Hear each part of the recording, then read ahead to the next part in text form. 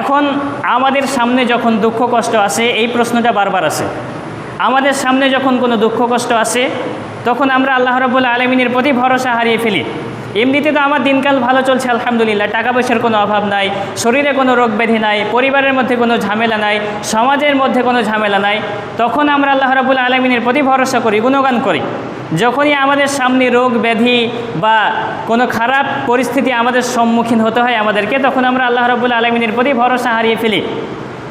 আমরা তখন এই প্রশ্নগুলো উপস্থাপন করি যে আমি তো আল্লাহ রাব্বুল আলামিনের ইবাদত করছি, আমি তো সালাত আদায় করছি, আমি তো কারো কোনো দিন অন্যায় করিনি, তাহলে আমার পরিবারের সদস্যদের মধ্যেই কেন রোগ ব্যাধি হবে, আমার কেন ঋণ থাকবে, আমাকে কেন দুঃখ কষ্টের মধ্যে পতিত হতে হবে? এই প্রশ্নগুলো আমরা উপস্থাপন করি। তো এই প্রশ্নগুলো জাগা স্বাভাবিক, তবে এই প্রশ্নগুলোকে আপনাকে এবং আমাকে আলহামদুলিল্লাহ দিয়ে মেরে ফেলতে হবে। কিভাবে? যে যাই পরিস্থিতি হবে, যেই সিচুয়েশনই হোক না কেন, রাসূলুল্লাহ সাল্লাল্লাহু আলাইহি সাল্লাম বলছেন যে সর্ব অবস্থায় আল্লাহ শুকরিয়া জ্ঞাপন করো, আলহামদুলিল্লাহ বলো। এখন কথা হচ্ছে আমাদের মুখ আলহামদুলিল্লাহ বলে, কিন্তু আমাদের হৃদয়টা আলহামদুলিল্লাহ বলে না। আমরা মুখে বলি কেমন আছো, ভালো আলহামদুলিল্লাহ, অন্তর থেকে আমরা বলতে পারি না যে আমরা ভালো আছি। তো এই যে কঠিন পরিস্থিতিগুলো যখন আমাদের আসে, আমাদের রোগ ব্যাধি, আমাকেই তো অনেকে বলে যে তুমি তো আল্লাহর এত ইবাদত করছো, নামাজ পড়ছো, ভালো কাজ করছো, এই করছো সেই করছো, তাহলে তোমার শরীরে কেন এত রোগ ব্যাধি? এতদিন ধরে ডাক্তার দেখাচ্ছ তো কেন ভালো হচ্ছে না? আমি তো নবী সাল্লাল্লাহু আলাইহি সাল্লামের সেই হাদিস পেয়ে গেছি যেখানে নবী সাল্লাল্লাহু আলাইহি সাল্লাম বলছেন যে বান্দাকে যে আল্লাহ রাব্বুল আলামিন যে ভালোবাসেন, এটা তার একটা নমুনা যে তাকে রোগ ব্যাধি দুঃখ কষ্টের মধ্যে পতিত করেন। কিয়ামতের দিনে আল্লাহ রাব্বুল আলামিন চান না যে ওই বান্দার কোনো হিসাব নেক দিয়ে তাকে আটকে রাখুক। তার মানে তার যে আখিরাতের শাস্তি, ভুলের শাস্তি, সেটা দুনিয়াতে সংক্ষিপ্তভাবে দিয়ে তাকে মাফ করে দেওয়া হচ্ছে। আপনাকে একটা হাতুড়ির বাড়ি না দিয়ে ছোট ছোটোভাবে দুবার চারবার হাত বুলানো হলো, এইভাবে মারা হলো, এটার হাতুড়ির বাড়ির থেকে কম লাগলো, তাই না?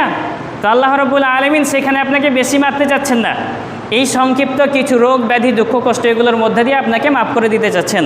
তাই আমাদের সামনে যখন রোগ ব্যাধি দুঃখ কষ্ট আসবে, এগুলোকে আমরা বলবো না যে আল্লাহ রাব্বুল আলামিন আমাকে ভালোবাসেন না তাই এগুলো দিয়েছে।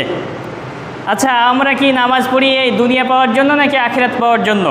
যদি তাই হতো যে সালাত আদায় করবে, যে আল্লাহর পথে চলবে, তার রোগ ব্যাধি দুঃখ কষ্ট টাকা পয়সার কোনো প্রবলেম কোনো কিছু থাকবে না, তাহলে কাফিররা তো ইসলামটাকে মেনে নিত, তাই না? দুনিয়া পাবার উদ্দেশ্য যদি হতো। এইখানে আপনাকে দুনিয়াটা দেওয়া হবে না, আপনাকে দুঃখ কষ্টের মধ্যে পতিত করা হবে। তার এক্সাম্পল মুহাম্মদ রাসূলুল্লাহ সাল্লাল্লাহু আলাইহি সাল্লামকে মডেল বানানো হয়েছে, দিয়ে দেখিয়ে দেওয়া হয়েছে। যেই মানুষটা এত ভদ্র, এত নম্র, তার জীবনের দুঃখ কষ্ট কি আমরা দেখিনি? তার দেখে কি আমরা তাকাই না?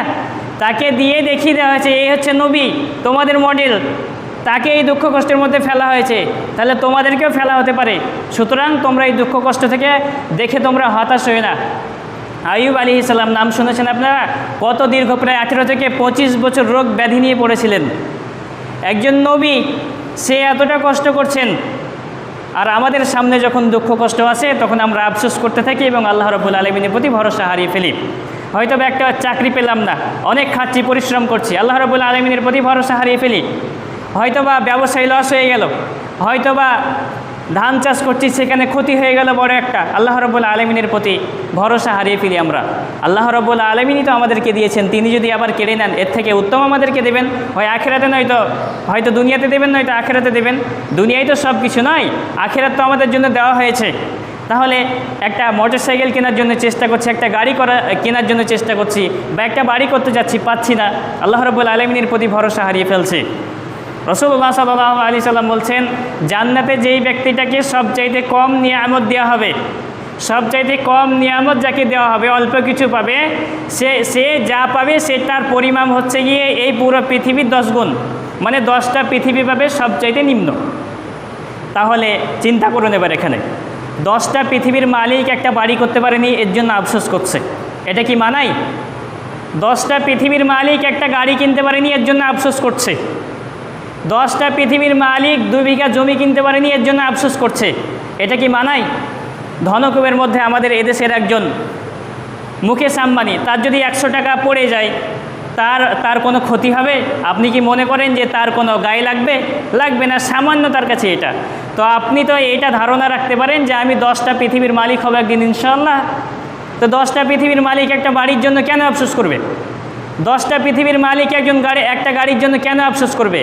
সুতরাং দুঃখ কষ্টগুলোকে আমাদের পরীক্ষা হিসেবে মেনে নিতে হবে। এর জন্য আল্লাহ রাব্বুল আলামিনের প্রতি আমাদের ভরসা হারিয়ে ফেললে হবে না।